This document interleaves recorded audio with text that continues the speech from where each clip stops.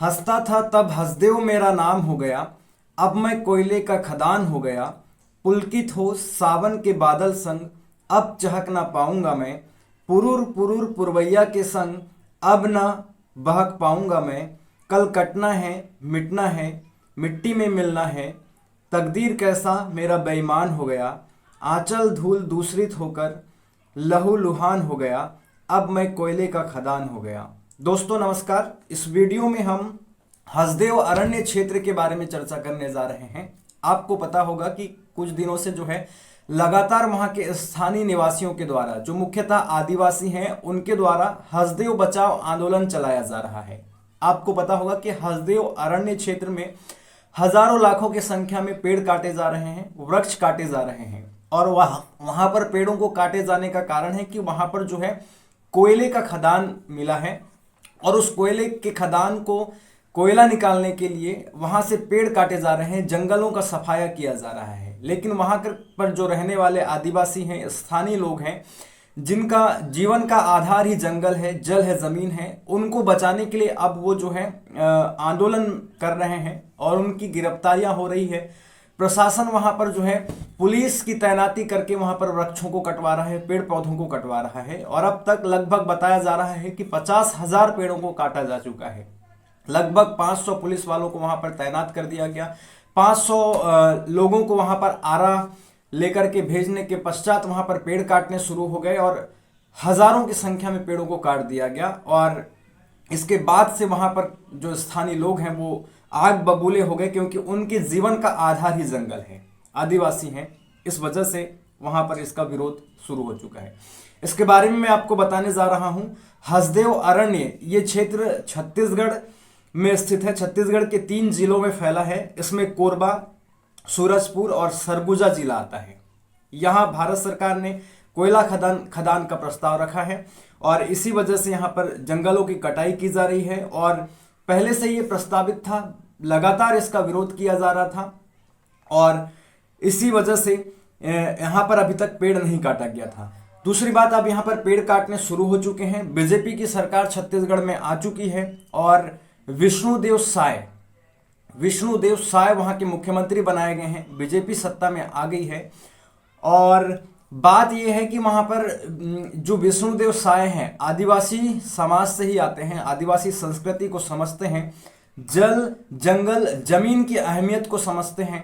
उसके पश्चात भी वहां पर वृक्षों को काटा जा रहा है, पेड़ों को काटा जा रहा है। तो यहां पर मेरा कहना है बीजेपी सरकार से कि आदिवासी मुख्यमंत्री बना देने से ही आदिवासियों को सहानुभूति नहीं मिलने वाली है। आदिवासियों के अधिकारों की काम करे ऐसी सरकार वहां पर बनाइए, ऐसे लोगों को सत्ता सौंपिए, ऐसे लोगों को मुख्यमंत्री बनाइए। वहां पर विष्णुदेव साय आदिवासी हैं, आदिवासी समुदाय से आते हैं, फिर भी वो उनकी मांगों को नहीं समझ रहे हैं। वहां पर पेड़ों को काटा जा रहा है। और विष्णुदेव साय ने कहा है कि ये वृक्ष जो है, मतलब एक दूसरे के ऊपर आरोप प्रत्यारोप लगा रहे हैं। जब से वहां पर पेड़ काटे जा रहे हैं, आंदोलन हो रहे हैं, तो कांग्रेस जो कि वहां पर सत्ता में नहीं आ पाई है, वो लोगों के साथ जाकर के आंदोलन में सहयोग कर रही है, बीजेपी के खिलाफ वहां पर आंदोलन कर रही है। हसदेव अरण्य क्षेत्र को बचाने की जो मुहिम चल रही है उसमें कांग्रेस साथ दे रही है लोगों का। और कांग्रेस कह रही है कि ये विष्णुदेव साय की जो सरकार है, बीजेपी की जो सरकार है, वो अडानी को फायदा पहुंचाने के लिए, उद्योगपतियों को फायदा पहुंचाने के लिए यहां पर कोयले खदान बनाने के लिए वृक्षों को काट रही है, कटवा रही है। ऐसा आरोप कांग्रेस ने बीजेपी सरकार के ऊपर लगाया है। और वहां की जो वर्तमान बीजेपी की सरकार है, विष्णुदेव साय की सरकार, उन्होंने पुरानी कांग्रेस सरकार के ऊपर आरोप लगाया है कि ये जो वृक्ष काटे जा रहे हैं इसकी अनुमति कांग्रेस सरकार ने दी थी, पिछली कांग्रेस सरकार ने दी थी अनुमति, तब से वहां पर पेड़ काटे जा रहे हैं। ऐसे आरोप जो है वर्तमान की सरकार कांग्रेस सरकार के ऊपर लगा रही है। तो ये आरोप प्रत्यारोप का वहां पर ये चल रहा है। दूसरी बात ध्यान रखिएगा दोस्तों, जो ये हसदेव अरण्य क्षेत्र है, जंगल क्षेत्र, वहां पर उस क्षेत्र में जो है, उस इलाके में जो है 5वीं अनुसूची क्षेत्र है। मतलब वो जो हसदेव अरण्य वाला क्षेत्र है पूरा का पूरा, वो 5वीं अनुसूची क्षेत्र के अंतर्गत आता है। यानी कि वहां के प्रशासन में आदिवासियों का मुख्य हाथ होता है। अगर किसी क्षेत्र को 5वीं अनुसूची क्षेत्र में शामिल कर दिया जाता है तो वहाँ के स्थानीय निवासियों का प्रशासन में मतलब कि एक भागीदारी हो जाती है। उनकी अनुमति से ही वहाँ पर किसी प्रकार का कार्य किया जा सकता है, वृक्षों को काटा जा सकता है, उत्खनन कार्य किए जा सकते हैं। दूसरी बात ध्यान रखिएगा, हसदेव अरण्य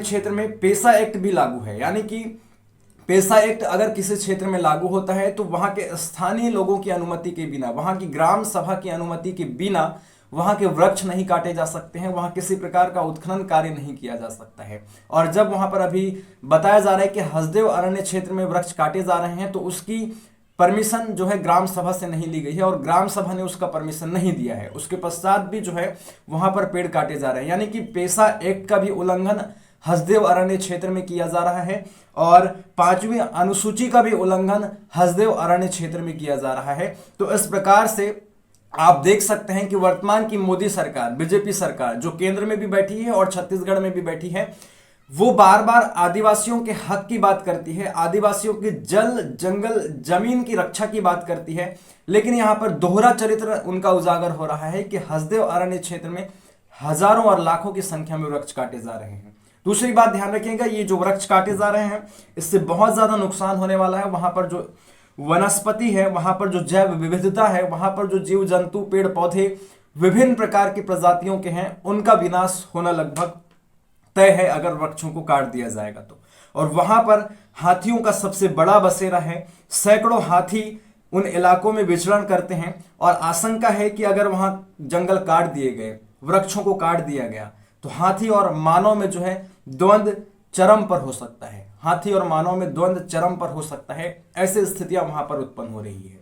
तो आपको देखना है कि हसदेव अरण्य क्षेत्र में जो वृक्ष काटे जा रहे हैं वो सही है या गलत है। आपको देखना है कि कोयले की जरूरत, ऊर्जा की, देखिए ऊर्जा की जरूरत भी है लोगों को हमारे देश को चलाने के लिए, और कोयले से ऊर्जा की प्राप्ति होती है। तो वो कोयला निकालने के लिए, वहां पर खनन कार्य करने के लिए वृक्षों को काटा जा रहा है। तो वहां से जब कोयला निकाला जाएगा तो ऊर्जा आपूर्ति देश में होगी, राज्यों में होगी। लेकिन ये भी चीजें हैं कि वहां पर जब हजारों लाखों की संख्या में वृक्षों को काटा जाएगा तो वहां की जैव विविधता नष्ट हो जाएगी, पेड़ पौधे नष्ट हो जाएंगे, जीव जंतु नष्ट हो जाएंगे, उनका आवास जो है छिन्न भिन्न हो जाएगा। और वहां पर जो स्थानीय आदिवासी रहते हैं उनका जंगल उनसे छूट जाएगा, उनके जमीन जल वहां से छूट जाएंगे, फिर वो अलग स्थानों पर विस्थापित होने के लिए मजबूर हो जाएंगे, जबकि उनके जीवन का आधार ही जंगल होता है, जल होता है, जमीन होता है। ये भी चीजें हैं। तो आपको देखना है कि ऊर्जा ज्यादा जरूरी है या वायु ज्यादा जरूरी है, वनस्पति, पेड़ पौधे, पर्यावरण को बचाना जरूरी है। ऐसा नहीं है कि भारत में कोयले की कमी है, कोयले की आपूर्ति होती है भारत में अन्य खदानों से भी, और उसका मैनेजमेंट उचित तरीके से नहीं हो पाता, इस वजह से ऊर्जा खपत ज्यादा होती है। तो ये चीजें हैं। और हसदेव अरण्य क्षेत्रों को बचाने के लिए वहां के लोग जो है आंदोलन कर रहे हैं और उसके खिलाफ प्रशासन उनको जेल में डाल रही है। ये कहाँ तक सही है, उचित है या नहीं है, और हसदेव अरण्य क्षेत्र के जंगलों को काटा जाए या नहीं काटा जाए, या काट करके कोयला निकाला जाए या नहीं निकाला जाए, इस पर आप अपनी राय रखें। कमेंट बॉक्स में आप कमेंट करें।